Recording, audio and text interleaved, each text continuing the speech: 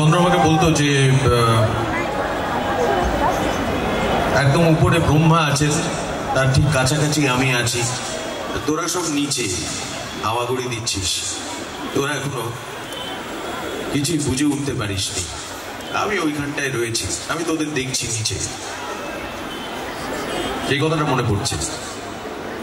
আজকে চন্দ্র জানি না ভৌগোলিকভাবে কোথায়, কিন্তু মানুষ মনে করে না যে উপর থেকে চন্দ্র উপর থেকে যে চলে যায় সে দেখে।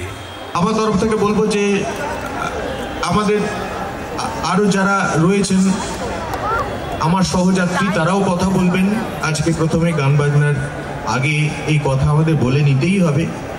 আমরা আমাদের গান বাজনা আজকে সেরকমভাবেই পরিবেশন করব যাতে সব থেকে বেশি করে স্মৃতিচারণ করতে পারি, সেভাবেই করব।